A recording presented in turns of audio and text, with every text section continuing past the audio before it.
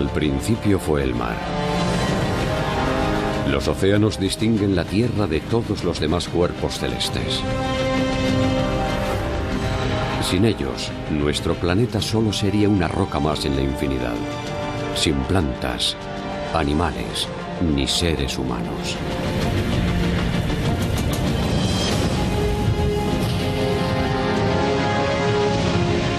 Y sin embargo, la investigación de nuestros océanos solo acaba de empezar. Muchos fenómenos siguen siendo un misterio para la ciencia. ¿Cómo formaron los océanos nuestro planeta durante miles de millones de años? ¿Y cómo funcionan en la actualidad? Frank Setsin explora la amplitud y la profundidad de los océanos. Este es el universo verdaderamente desconocido.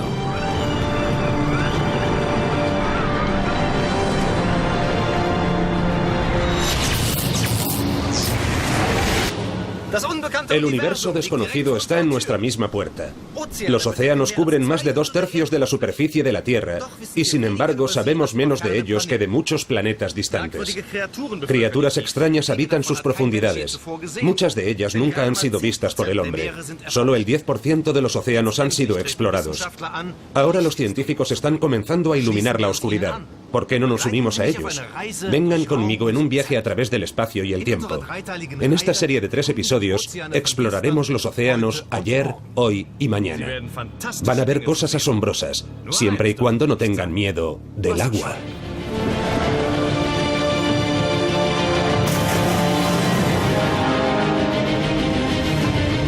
El universo oceánico. Primera parte.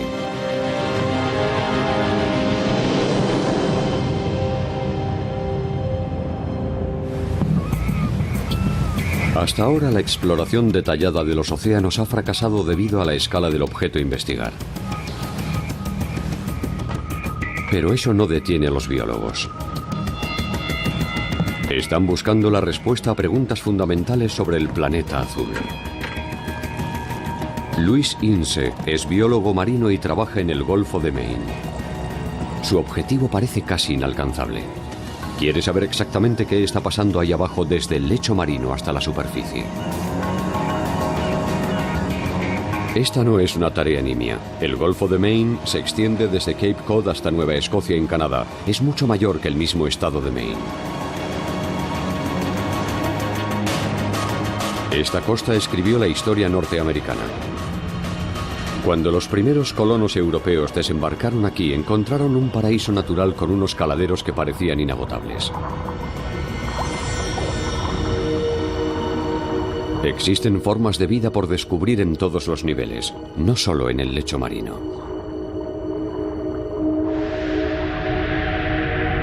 Los científicos han tendido una red sobre el Golfo entero. Paso a paso están cartografiando los sectores individuales. Al final de esta operación colosal, Louis Ince tendrá una visión precisa de las formas de vida en el Golfo de Maine.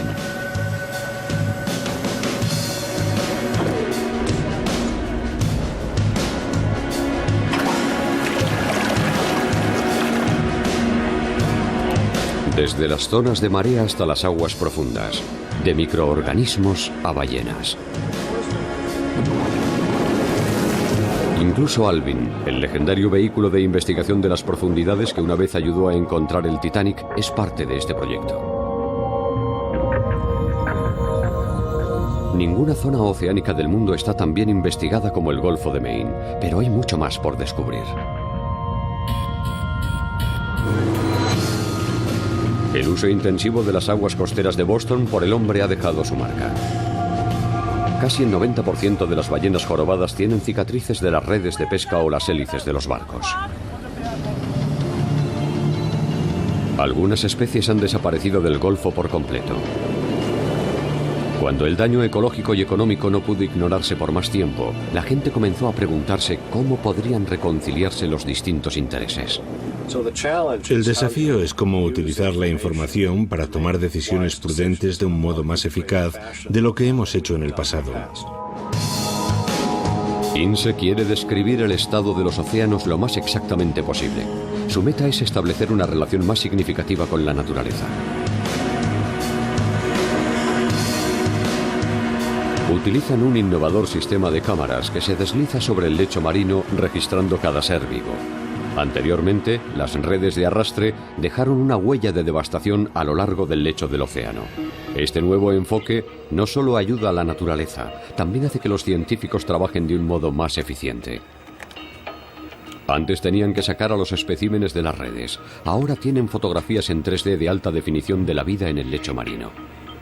El sistema lo registra todo automáticamente: peces, crustáceos, cangrejos, caracoles. Esto se añade al primer inventario a gran escala de la vida en el lecho marino. Pero por muy gigantesco que parezca este proyecto, el programa de gestión del Golfo de Maine es solo una parte minúscula de una empresa mucho mayor. En todo el globo, los biólogos marinos tienen un nuevo objetivo.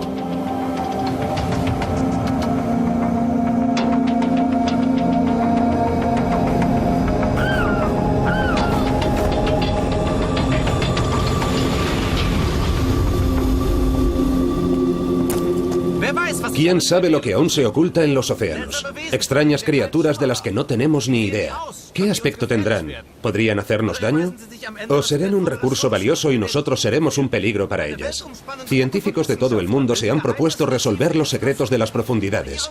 Si consiguen su propósito, todo organismo marino, desde una ameba hasta un kraken gigante, tendrá un nombre. Como usted, como yo, tienen un gran desafío frente a ellos.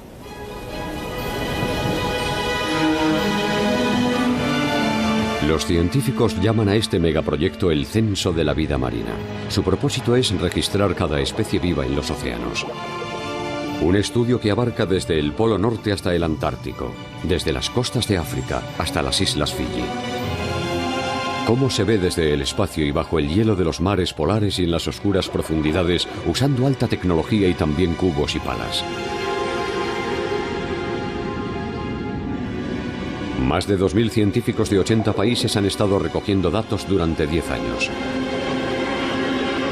Originalmente el proyecto tenía que haber terminado en 2010, pero a pesar de todos sus logros, los científicos solo han investigado una fracción de los océanos. Por encima de todo, están asombrados del número de especies nuevas que han descubierto. Ni los propios investigadores imaginaron tal variedad de animales nuevos cuando empezaron. Esperan que el proyecto Censo un día les dé un retrato realista de los océanos y de su influencia en nosotros, animales terrestres. Pero eso no es todo. Quieren saber qué vivirá mañana en los mares. Y para averiguarlo, los científicos tienen que conocer el pasado. Eso significa viajar hacia atrás más de 4.000 millones de años, casi hasta el nacimiento de nuestro planeta azul. ¿Y qué lo hace azul, por cierto?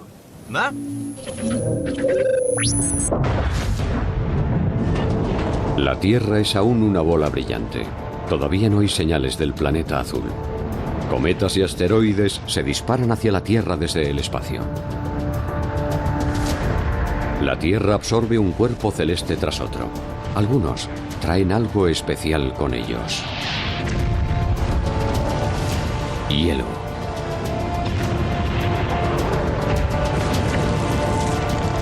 Pero la Tierra está hirviendo a 1200 grados. El hielo o el agua líquida no pueden existir aquí.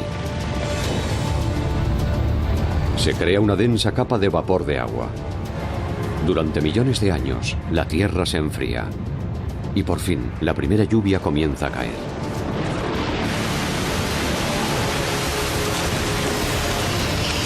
La lluvia ácida, llena de CO2, arrastra los minerales de la lava endurecida. Los mares se vuelven salados.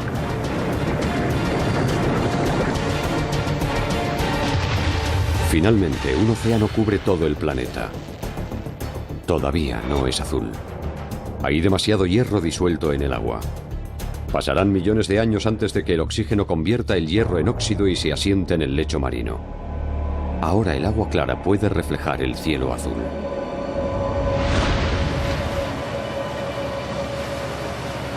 ¿Cómo han cambiado los océanos desde entonces? El buque de investigación Meteor intenta reconstruir el pasado.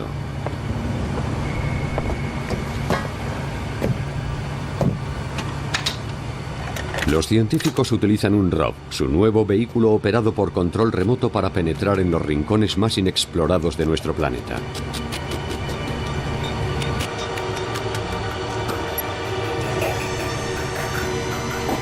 Todo se comprueba antes de la primera misión.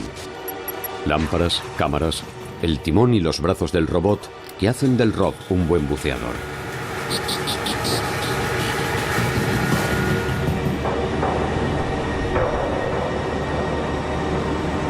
Algunas veces los científicos tienen que esperar durante días. El ROV solo puede ser lanzado con el tiempo en calma.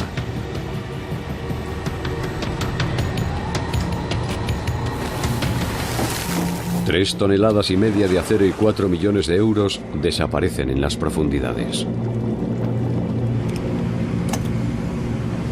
El ROV está conectado al barco por un cable de fibra óptica revestido de acero para una transferencia de datos ultra rápida.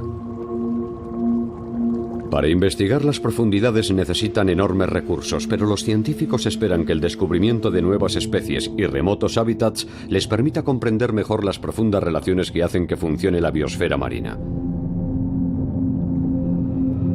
Los científicos aún saben menos de las profundidades del océano que de la superficie de la Luna. Las zonas que conocemos con detalle, de las que sabemos qué animales las habitan, de las que conocemos el lecho marino, están muy por debajo del 1%.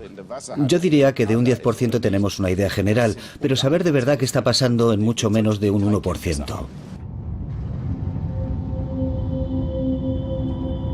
Tras un descenso de 3 horas, el ROV ha alcanzado un universo completamente desconocido.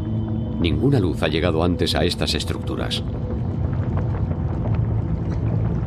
Estas expediciones no se hacen solo por la alegría del descubrimiento.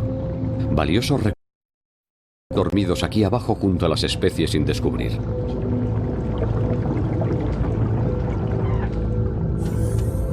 Agua hirviendo, azufre y minerales disueltos salen burbujeantes de la tierra.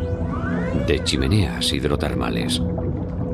Hace 30 años que los oceanógrafos descubrieron estas chimeneas hidrotermales de las profundidades y aún no sabemos apenas nada de ellas. A bordo del Meteor, Colin Debbie observa lo que está pasando a 3.500 metros debajo de él. Es uno de los mayores expertos mundiales en chimeneas hidrotermales. El ROV le muestra las aguas profundas prácticamente como si él mismo estuviera allí. Metales preciosos se acumulan en los bordes de las chimeneas: oro, plata, platino, cobre y zinc. Riquezas enormes que ya han llamado la atención de las compañías mineras. Un mundo extraño que a primera vista parece ser completamente hostil a la vida. Calor extremo, gases venenosos. Pero las chimeneas hidrotermales están llenas de vida. Crustáceos, cangrejos y gambas las han colonizado. Son oasis de vida en un entorno inhabitable.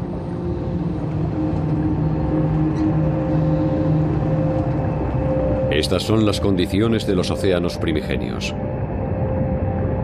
Los científicos pueden usar las chimeneas hidrotermales para explorar cómo está cambiando poco a poco la forma de la Tierra. 3.000 metros más arriba, el piloto dirige el sensor de temperatura con una precisión milimétrica directo a la chimenea hidrotermal. Quieren averiguar cuánto calor acumulan los fluidos que se disparan hacia la superficie. Las temperaturas que registran en el respiradero, al que llaman el buche del dragón, hacen desmerecer todas las medidas anteriores.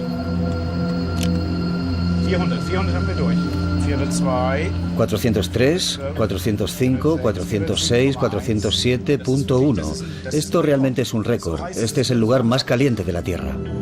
A 407 grados, el agua toma características extrañas. La alta presión detiene la ebullición. Ya no es líquida. Al manar hacia arriba arrastra con ella metales y otros elementos y compuestos. Durante miles de años, esos residuos han creado estas extrañas estructuras. Pero estos exploradores modernos no solo están interesados en sacar instantáneas espectaculares. Volverán a los mismos lugares para ver cómo van cambiando las estructuras y las formas de vida.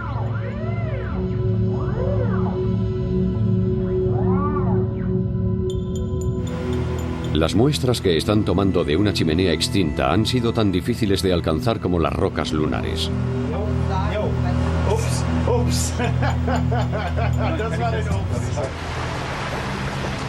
Cuando el ROV sube a la superficie horas más tarde, la expectación es absoluta. Los científicos esperan que los especímenes que han recogido supongan un paso más hacia la respuesta de algunas preguntas fundamentales.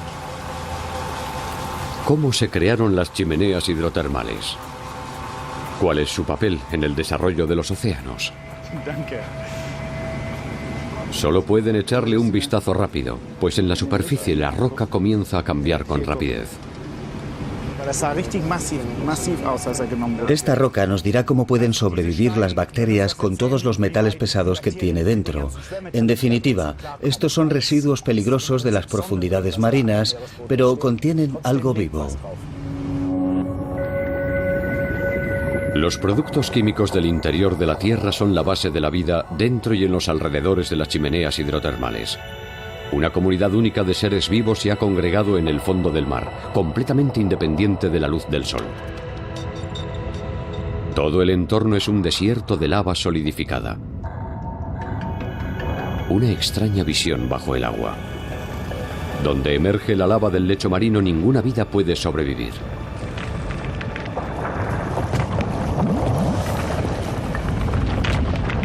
La Tierra se ha estado construyendo aquí durante millones de años.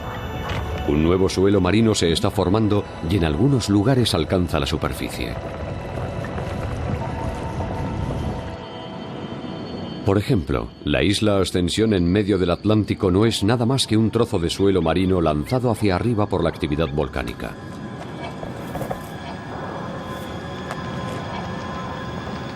Colin Debye quiere tomar muestras de rocas de la isla y compararlas con las recogidas por el ROV a 3.500 metros de profundidad en el lecho marino.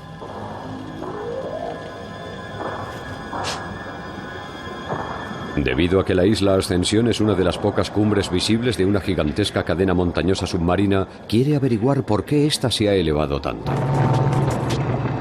Ningún montañero ha escalado nunca sus cimas, pero esta es la mayor cadena montañosa del mundo. Tiene 40.000 kilómetros de longitud, de 1.000 a 2.000 metros de anchura y más de 3.000 metros de altitud.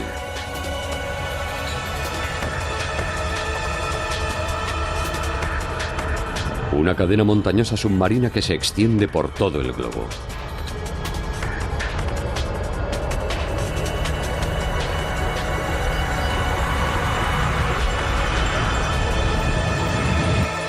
Y hay mucho más por descubrir en las profundidades.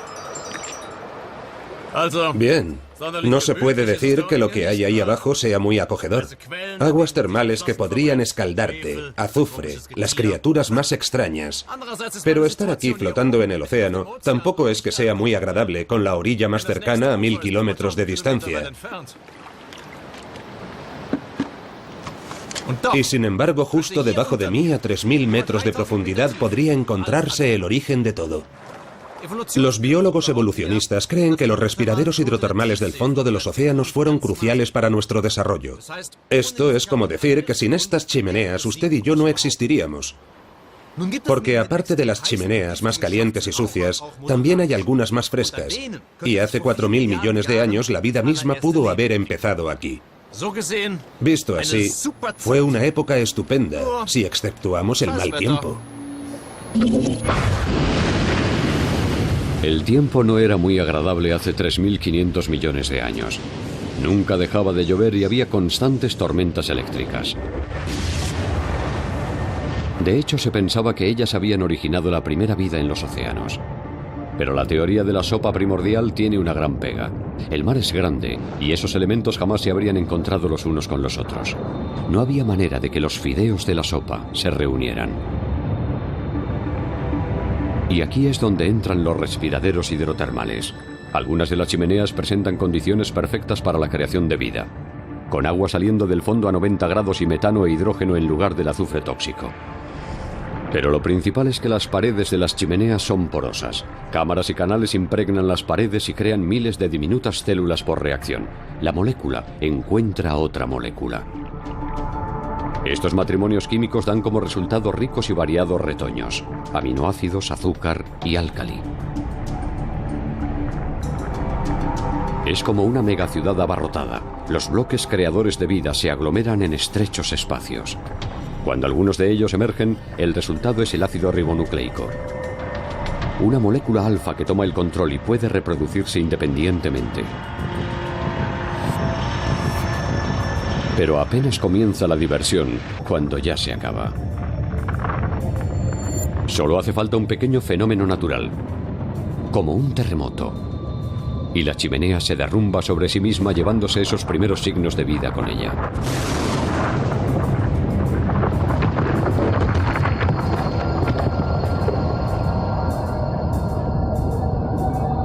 Debe de haber pasado una y otra vez. Incluso ahora la nueva vida aún se destruye cada día, igual que hace 4.000 millones de años. ¿Quién sabe cuántas veces empezó el proceso y se volvió a parar?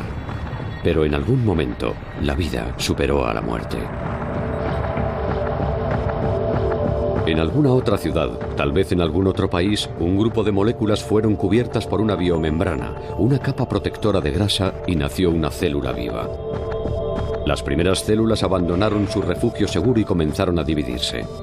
Antes del siguiente terremoto se trasladaron al océano. Y allí hicieron lo que la vida hace siempre, se reprodujeron.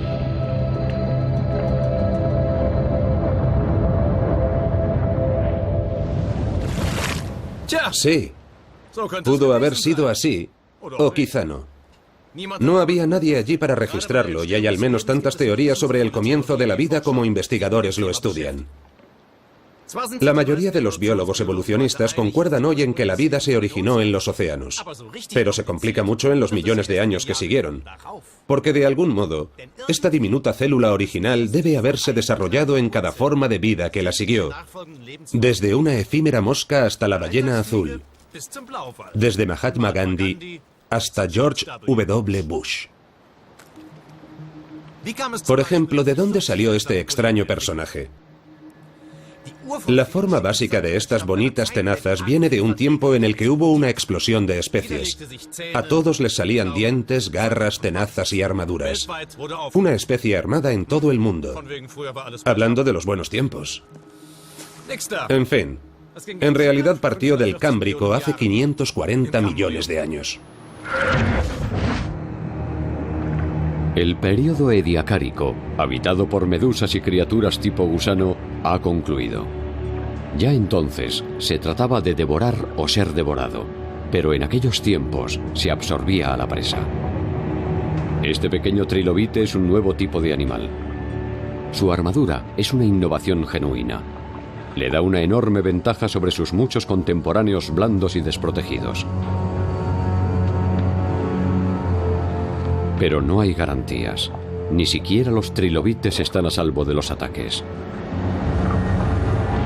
La criatura que está al acecho esperándole en las aguas superficiales solo fue descubierta por casualidad 500 millones de años más tarde en las rocosas canadienses.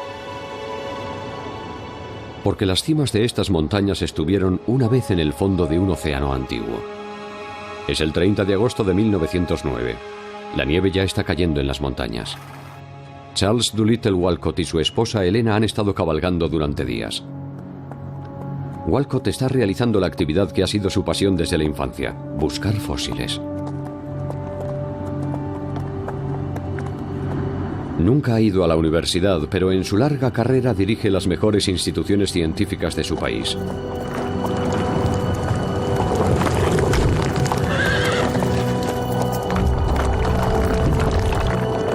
Dirige el Servicio Geológico de Estados Unidos, el Instituto Smithsonian y la Asociación Estadounidense para el Avance de la Ciencia. Pero ya es hora de que regresen a casa. Se ha anunciado un temporal y este no es lugar para estar cuando llegue.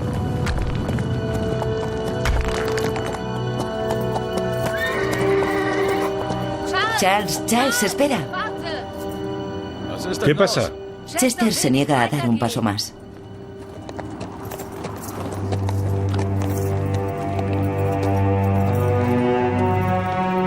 Faltan 12 kilómetros para la siguiente granja.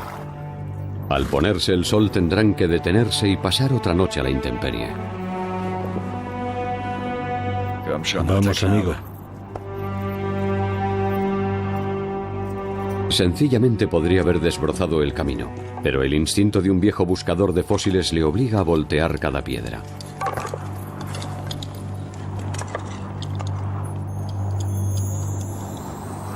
Gracias a un caballo obstinado, está a punto de hacer uno de los descubrimientos más significativos de su vida. ¿Qué es esto? Elena, ven aquí a ver esto. Walcott bautizó este fósil Marella splendens. En la actualidad, sus hallazgos se guardan en el Instituto Smithsonian de Washington. No sabemos si la escena en las montañas sucedió exactamente así. Hay muchas versiones diferentes del gran descubrimiento. Pero Burgess Shale, en las montañas rocosas, resultó ser un tesoro oculto del período cámbrico. Los hallazgos abrieron una ventana a un mundo largo tiempo perdido. Un corrimiento de tierras cogió a los animales de improviso mientras mudaban la piel, comían o se apareaban. Fueron envueltos y preservados en una capa hermética para el placer de los paleontólogos.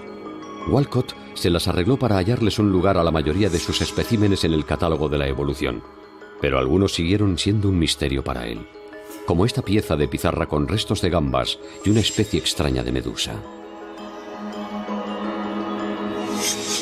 50 años después el misterio se resolvió. Lo que Walcott había tomado por una medusa resultaron ser un par de incisivos. Las gambas son parte de un par de tenazas. La impresión en la pizarra pertenecía a un solo animal, el Anomalocaris canadensis.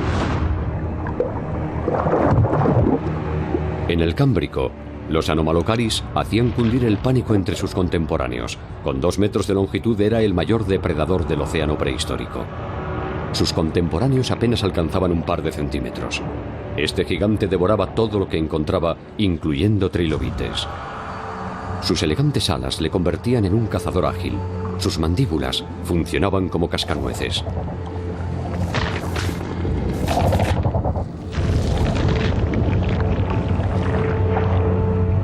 Pero un día, la caza fue groseramente interrumpida.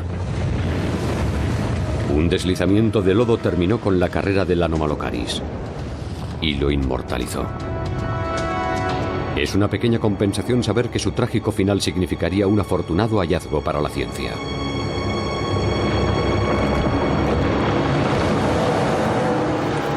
Y fue necesaria una coincidencia más. Si el caballo de Elena no se hubiera detenido aquel día, el fósil aún podría yacer oculto en las montañas rocosas.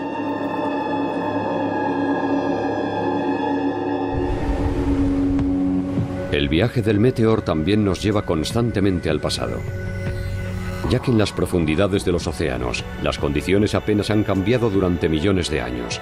La siguiente inmersión tiene un interés especial para los biólogos. Esperan descubrir nuevas especies para el proyecto del censo, y no los están buscando porque sean bonitos. Los asombrosos habitantes de las chimeneas hidrotermales podrían contener ingredientes activos desconocidos que podrían servir como base a nuevas medicinas. Hay un mapa de esta región, pero nadie ha visto el lecho marino con sus propios ojos. Los científicos están trabajando en una zona verdaderamente desconocida. Los biólogos ya han descubierto más de 3.000 especies diferentes en las aguas termales. Han atraído el interés de la industria biotecnológica. Los organismos que pueden consumir gases tóxicos y metales pesados podrían tener mucha demanda en la superficie.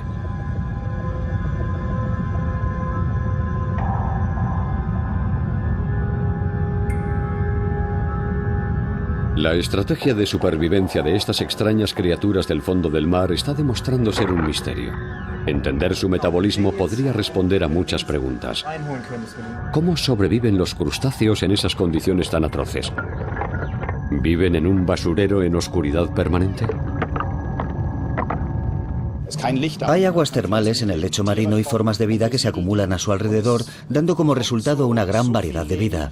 La concentración de materia viva es tan intensa como la que encontramos en el Amazonas. Son zonas muy productivas. Las bacterias verdes del azufre, viviendo de estas sustancias altamente tóxicas, son el primer eslabón de la cadena alimentaria. Todo lo demás que se arrastra y serpentea por aquí vive de ellas. Solo conocen la comunidad simbiótica viviendo de un modo totalmente independiente de la luz del sol. La lista del censo se hace cada vez más larga y los científicos solo acaban de empezar a arrojar luz en la oscuridad. Aún ven solo los organismos que caen dentro de la luz del Rob.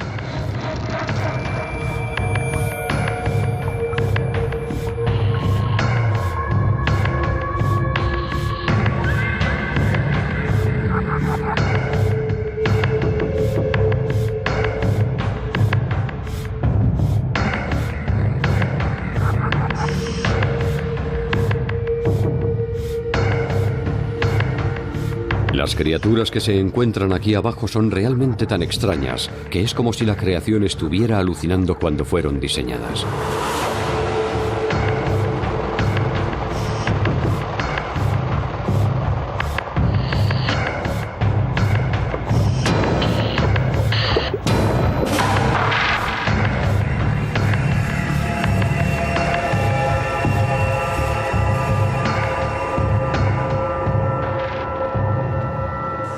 Antes de que la ilustración nos enseñara el mundo como es y le quitara un poco de magia, el mar provocaba sobre todo una emoción: miedo.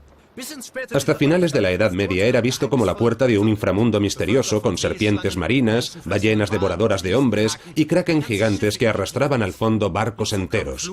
Se producían inundaciones, tormentas, nieblas, una amenaza tras otra. Y al mismo tiempo ningún elemento fascinaba y atraía tanto a la humanidad como este universo desconocido. No fue hasta el siglo XIX que los científicos se atrevieron a mirar por primera vez dentro de este imperio del mal y descubrieron un mundo lleno de belleza y de vida. El Kaiser alemán envía a sus exploradores. Se trata de la rivalidad entre las grandes potencias. Tras la expedición Challenger británica, los alemanes no pueden ir a la zaga. El 31 de julio de 1898 leva anclas la primera expedición alemana a las profundidades del mar, concebida y dirigida por el zoólogo Carl Kuhn, que se traslada desde Cabo Verde a Sudáfrica y luego cada vez más hacia el sur, al Antártico. Los científicos inspeccionan cientos de icebergs, ubican con exactitud la localización de la isla Bouvet y navegan hacia regiones inexploradas. El Valdivia navega durante 9 meses. Antes de zarpar, este buque de vapor ha sido reconstruido totalmente. El Kaiser ha financiado personalmente la expedición con una suma del orden de 300.000 marcos de oro. 13 científicos trabajan con una tripulación de 30 hombres. Llevan a bordo 65 toneladas de alimentos. En cubierta hay microscopios y laboratorios al aire libre. Sondean constantemente las profundidades. Para hacerlo, el barco tiene que mantener una posición exacta sin la ayuda de anclas de profundidad que aún no han sido inventadas.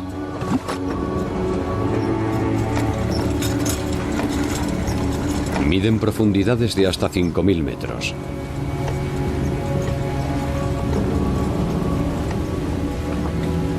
Tras hacer los sondeos, la red de arrastre se baja al agua. Es una maniobra difícil y peligrosa. Un peso de varias toneladas tensa los cables de acero.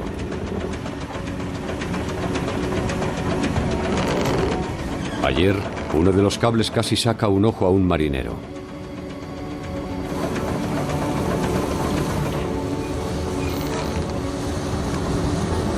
Cuando la red se recoge, la cosecha es colosal. Los científicos están asombrados. La ciencia convencional pensaba que por debajo de los 500 metros nada podría sobrevivir. Las capturas de las primeras expediciones al fondo del mar acabaron con ese mito. Comienzan a evaluar la redada allí mismo. La mayoría de los organismos que encuentran son totalmente desconocidos. Crustáceos y caracoles, cangrejos, extrañas criaturas inclasificables y calamares. Cada hallazgo es cuidadosamente anotado. Fritz Winter abandona la universidad para unirse a la expedición. Es el comienzo de una distinguida carrera como científico, delineante y fotógrafo. Ningún ser humano ha visto todavía las criaturas que él dibuja. La gente está fascinada por los increíbles seres de las profundidades.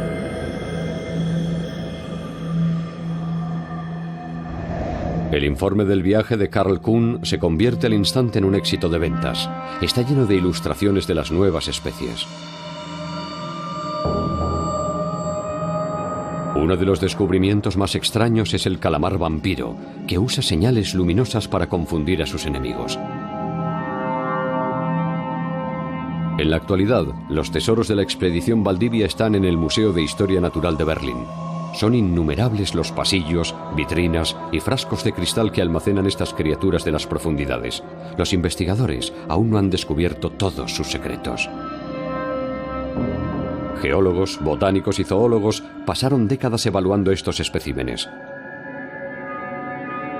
Durante mucho tiempo creyeron que la diferencia de presión entre la superficie y las profundidades había deformado a los extraños seres.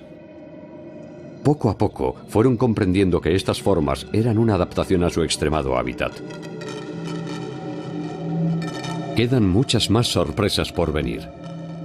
Muchos de estos especímenes aún no han sido analizados. Sencillamente, no hay suficientes expertos. Los científicos están abrumados ante la ingente tarea que se les viene encima. Hay criaturas en frascos a las que todavía no se ha dado un nombre. Por eso esta colección es tan valiosa para el censo de los científicos. Cuando contabilizan las criaturas del mar, no solo quieren saber qué es lo que ahora habita allí, quieren formarse una imagen del pasado. Y ese podría ser un desafío aún mayor. ¿Qué aspecto tenían los mares en el pasado? Tenemos mucha información gracias a los experimentos y las observaciones que hacemos hoy en día, pero sabríamos mucho más si retrocediéramos y analizáramos los datos antiguos, de todas las pruebas antiguas que se extrajeron en las expediciones científicas de hace 100 años. Si las estudiáramos y revisáramos los datos, sabríamos que el mundo ha cambiado. Paul Holmes y sus colegas investigan en bibliotecas y archivos por toda Europa. Están buscando informes de costumbres y partes de pesca, documentos de prisiones y conventos, menús históricos y listas de la compra históricas. Todo según el lema: muéstrame lo que comes y te diré qué hay en tus ríos y mares. Los precios bajos de arenques y salmón, por ejemplo, significan un suministro abundante. Y cualquier reducción de las existencias se traduce en un aumento de los precios. Una visita al King's College de Cambridge es particularmente provechosa. Durante siglos han conservado los registros del refectorio. Un informe completo, día a día, de la comida comprada y servida a estudiantes y profesores. Piezas del rompecabezas. Si se combinan con los hallazgos de biólogos y arqueólogos, aparece una imagen. Miles de espinas de peces se recogieron de antiguos basureros. Y hubo una sorpresa. Muchas de las especies de peces que aún encontramos hoy en nuestros platos son considerablemente mayores. El arqueólogo James Barrett descubrió que en Inglaterra hace unos 1000 años ocurrió una verdadera revolución. Durante solo unas pocas décadas, el consumo de peces de agua dulce se redujo rápidamente en una época de crecimiento de la población. Los peces de mar empezaron a aparecer en el menú. ¿Por qué? Cada vez que hay una intensificación económica hay un impacto ecológico. Y de hecho está bastante claro que los recursos del agua dulce de ríos y lagos ya no eran suficientes para cubrir la demanda de las poblaciones en crecimiento, sobre todo en las ciudades. Y más que eso, estas poblaciones en crecimiento estaban teniendo un gran impacto en detrimento de las existencias de peces de agua dulce. Podemos ver que en York, por ejemplo, donde antes se podían pescar lucios de hasta 80 centímetros, a partir del año 975 ya no pudieron hacerlo más. Debido al exceso de pesca, su tamaño había disminuido, y es inmediatamente después de ese cambio cuando se hizo necesario para las personas salir al mar. Como resultado, los mares han cambiado de manera espectacular. Este es el aspecto del Mar del Norte hace algunos siglos.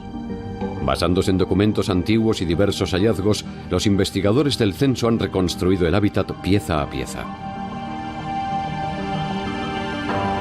Donde hoy hay cieno y rocas, antes había arrecifes coralinos y campos de hierba marina.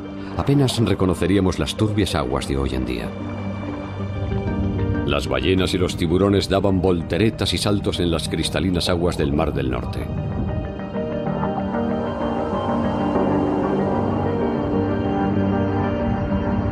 grupos de delfines se alimentan de gigantescos bancos de arenques. Una vez los llamaron la plata del mar. Ningún depredador encontró la manera de diezmar a los arenques, pero los humanos se las han arreglado para llevar a los arenques y a muchas otras especies al borde de la extinción.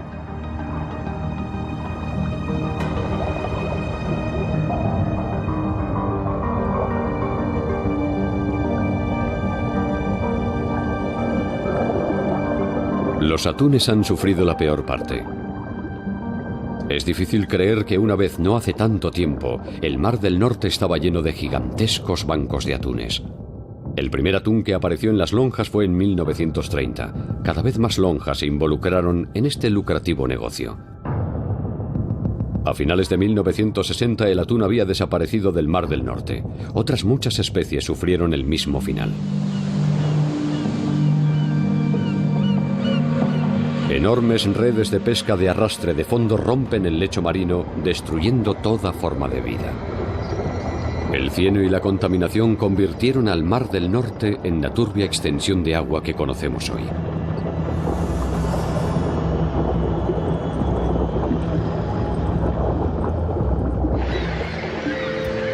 El Mar del Norte se ha transformado, pero las marismas de marea siguen siendo un paisaje natural único hasta hoy. Las mayores marismas del mundo se extienden entre las marismas holandesas y Esbjerg en Dinamarca. Son un paraíso para las aves, un centro crucial para las aves migratorias.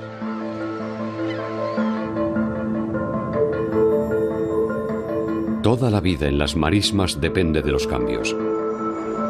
La diferencia entre el flujo y reflujo de las mareas puede ser de más de 4 metros. En ningún otro lugar de la Tierra es tan evidente la influencia de la Luna como aquí. Y la Luna es responsable de algo más que de las mareas. Traten de imaginarse la vida sin el satélite terrestre.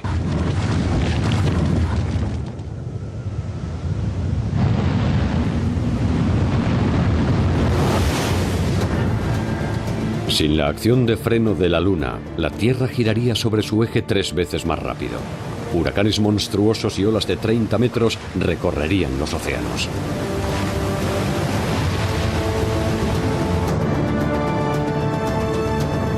En una Tierra sin Luna no habría picos montañosos.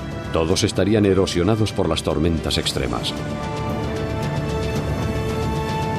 La única vegetación superviviente sería resistente matorral achaparrado. Un año tendría 1000 días, cada uno de 8 horas de duración. La atmósfera, expuesta a incesantes tormentas solares, sería poco espesa y tóxica. Caminar erguidos no tendría sentido aquí. Si la vida hubiera abandonado el mar, la evolución habría creado criaturas planas, de cuerpos lisos, que pudieran aferrarse al suelo con uñas o ventosas.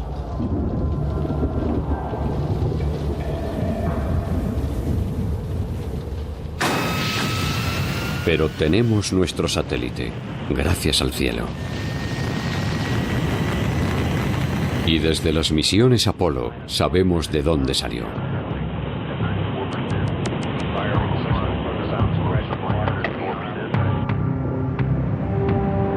Los seres humanos han intentado entender los orígenes de la Luna desde la prehistoria. Desarrollaron las historias más maravillosas. Pero un buen día de julio de 1969, todas ellas desaparecieron.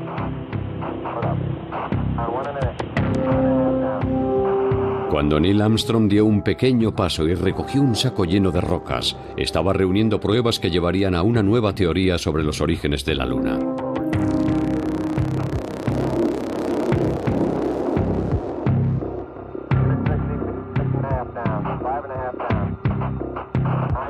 Las misiones Apolo trajeron cerca de 400 kilos de rocas lunares a la Tierra. La mayor parte de ellas están guardadas bajo estricta seguridad en Houston, Texas. Los primeros análisis esclarecieron un mito que venía de antiguo. Los cráteres de la superficie lunar no son provocados por volcanes. Son el resultado de impactos de meteoritos. Los científicos han fechado las rocas de la Luna en 4.200 millones de años. Han apreciado una fuerte similitud con las rocas de la Tierra. Y no es por casualidad. Hace más de 4.000 millones de años, la Tierra estaba sometida a un constante bombardeo, absorbiendo un cuerpo celeste tras otro. Pero entonces llegó uno que era mayor que todos los otros. Theia, un planeta tan grande como Marte, chocó contra la Tierra.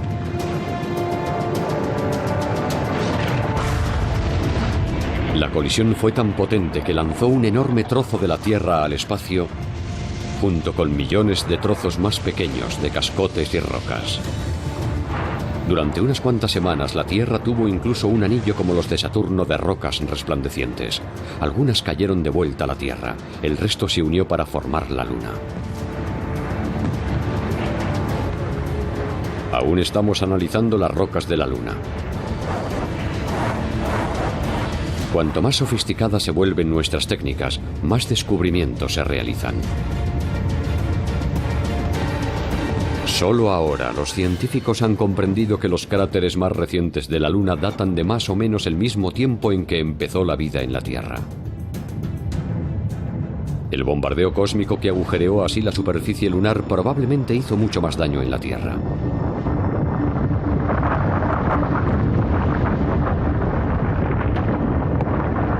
Meteoritos probablemente extinguidos hicieron emerger la vida una y otra vez. Pero al irse asentando poco a poco el espacio, la vida en este planeta comenzó a tener una posibilidad.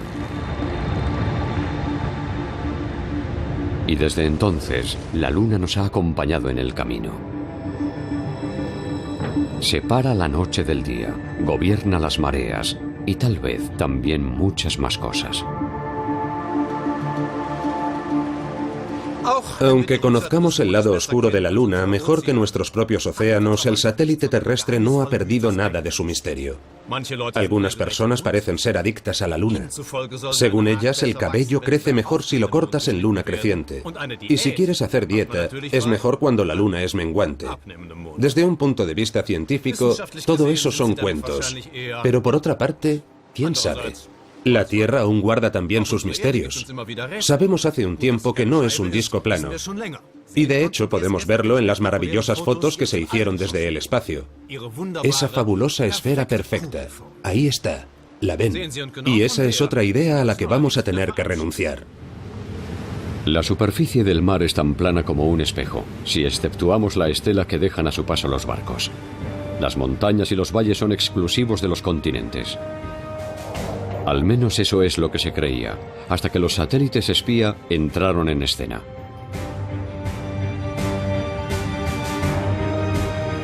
Durante mucho tiempo, la Marina de los Estados Unidos había tenido problemas con la precisión de sus misiles de crucero. No podían concretar las coordenadas del lanzamiento ni del objetivo.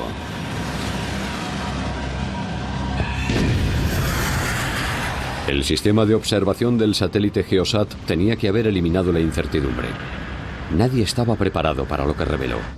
La distribución desigual de la masa, exagerada aquí, hace que nuestro globo se parezca a un huevo abollado. El patrón pareció extrañamente familiar a los científicos y pronto comprendieron de dónde venían las abolladuras. La gravedad hace que el agua sobre las cadenas montañosas bajo el mar se eleve. Y sobre los grandes cañones del lecho oceánico, el agua baja. Las consecuencias de ese descubrimiento fueron impresionantes. Para saber más o menos el aspecto del paisaje bajo el mar, hay que cartografiar la superficie.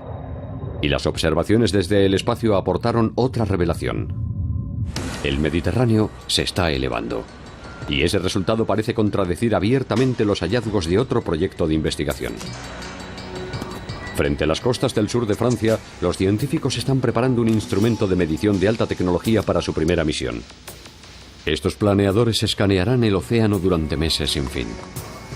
Son estaciones meteorológicas semimóviles que registran la situación bajo el agua. Los investigadores tratan de descubrir cómo cambian las mareas y cómo afecta eso al plancton y a los grandes bancos de peces.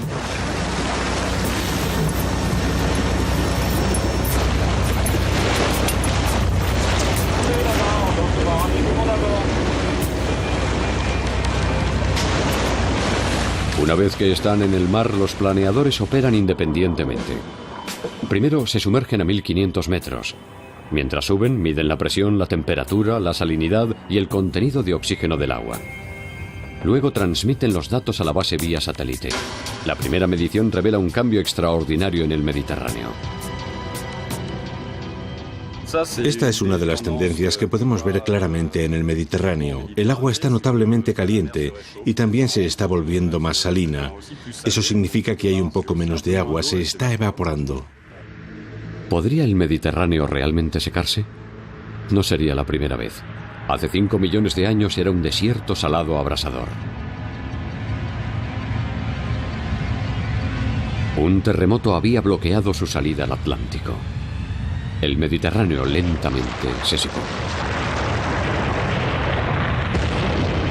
Durante millones de años el Atlántico desgastó la presa, hasta el día en que la presión del agua se hizo demasiado fuerte.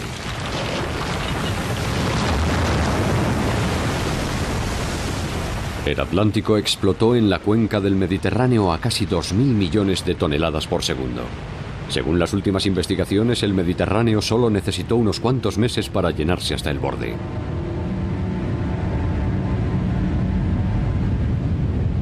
En la actualidad, los datos de los planeadores sugieren que este mar-isla va camino de convertirse en un desierto otra vez. Los depósitos de rocas y cieno están bloqueando poco a poco el estrecho de Gibraltar. Si el nivel del mar sigue elevándose, es porque el agua se está expandiendo debido al calentamiento global. Cuando el estrecho se cierre por completo, el mar pronto empezará a secarse, y ciudades como Niza y Marsella quedarán en lo alto de montañas. No se preocupen.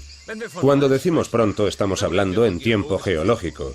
Aún faltan un par de millones de años.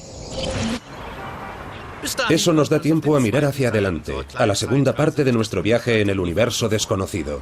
Allí nos veremos. Yo voy a adelantarme.